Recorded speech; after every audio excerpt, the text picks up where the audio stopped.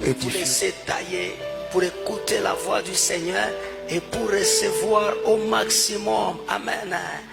Dis à celui qui est à tes côtés, il ne faut pas aimer le minimum, il faut aimer le maximum.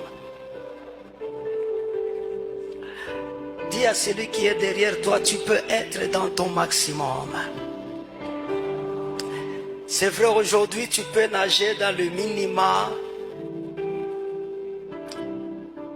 Ne te fais pas de soucis. Il y a toujours un temps fixé par le Seigneur. Comme le soleil qui brille en plein midi. Il arrivera un jour que tu seras dans ton meilleur. Et quand tu seras dans ton meilleur, personne ne t'arrêtera. Quand tu seras dans ton meilleur, beaucoup de gens seront bénis. Quelles que soient les critiques, quel que soit ce que les gens diront, tu seras dans ton meilleur. Alors désire vraiment être dans ton meilleur. C'est vrai, ça ne peut pas venir d'un coup, c'est une étape. C'est un processus.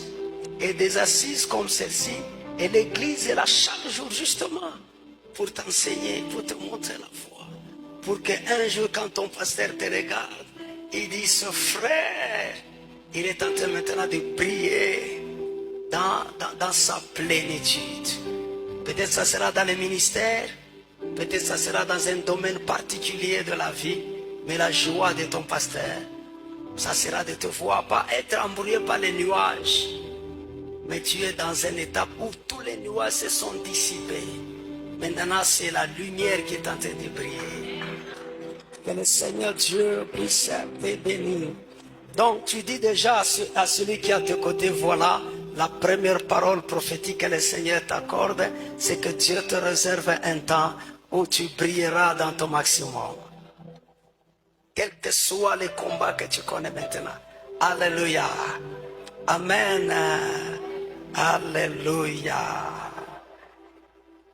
Permettez-moi aujourd'hui que je puisse vous partager comme au jour d'autrefois. Il est important, merci, vous pouvez reprendre place, please. Il est très important, avant d'aller loin, que nous puissions regarder, parce que ce n'est pas nous qui avons commencé avec la Bible. C'est Dieu qui a commencé. Et Dieu n'a pas commencé avec nous. Il a commencé avec des gens. Il est toujours important pour bien nous comprendre, nous, aujourd'hui. Et pour bien marcher, c'est important de toujours jeter un coup d'œil dans le passé pour voir le Dieu de la Bible. Il est qui réellement? Comment il a agi? Comment il a opéré?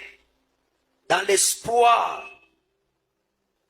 de lui dire, Seigneur, comme tu te révélais dans les jours passés, comme tu as marché dans les jours passés, comme tu as agi dans les jours passés, révèle-toi aussi aujourd'hui, marche avec nous aujourd'hui, manifeste-toi aussi dans nos vies, comme au jour d'autrefois.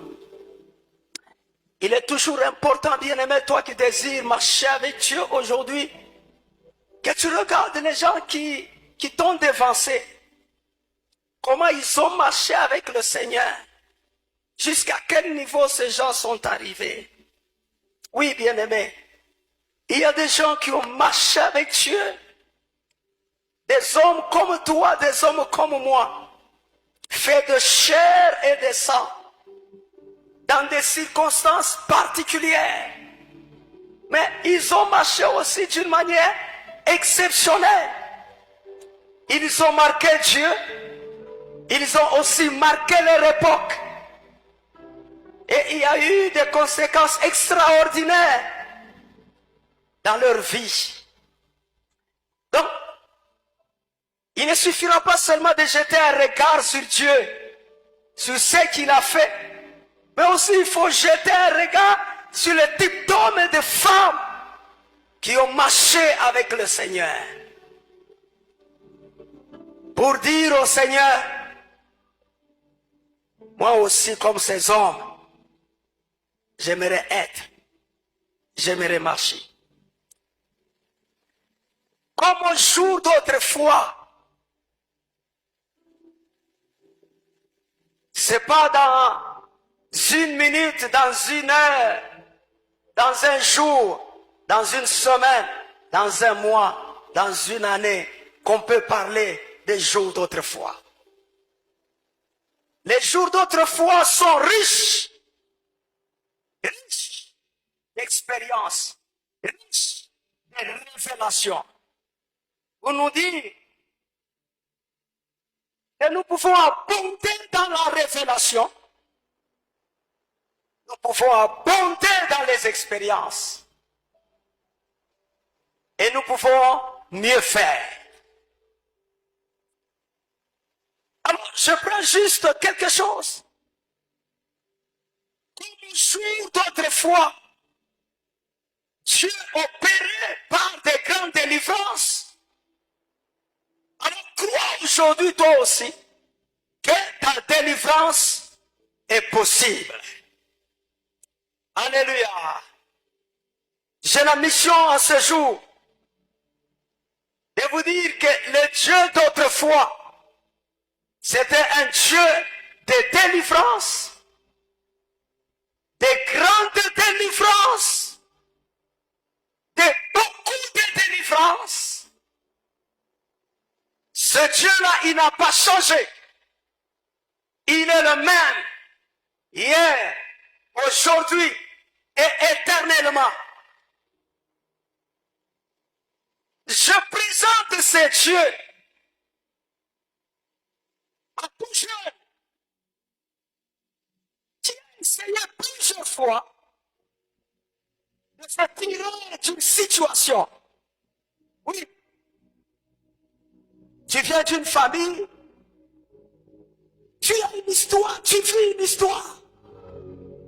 Mais plusieurs fois, pas une seule fois, plusieurs fois, tu as essayé de te tirer d'une situation. Je ne connais laquelle. Toi seul, tu connais cette situation. Mais fort malheureusement, sans succès. Je suis venu parler à un jeune homme et une jeune fille qui a employé divers moyens, même de gros moyens, jusqu'à dépenser même tout ce que tu avais. Tu as essayé, par ta force, ton intelligence, tes connaissances, tes moyens, tes relations, tes connaissances. Tu as essayé. Comme cette femme qui avait un problème. 12 ans, elle perdait le sang. Elle a dit, je vais faire quelque chose pour ma situation. Elle avait les moyens. Elle a vu les médecins de son époque. Elle a dépensé tout ce qu'elle avait. Mais la Bible dit, sans succès, sans résultat. Peut-être c'est ton cas aussi. Jusque-là, pas de résultat escompté. Je vais parler à cet homme qui écoute, à cette femme qui écoute. Peut-être que des gens ont tenté, ils ont essayé de faire quelque chose pour toi. Ils ont essayé de t'aider. Ils ont essayé de te tirer de cette situation, de ce problème. Mais malheureusement, la situation reste telle qu'elle est là. Et tu es en train de dire, c'est dur.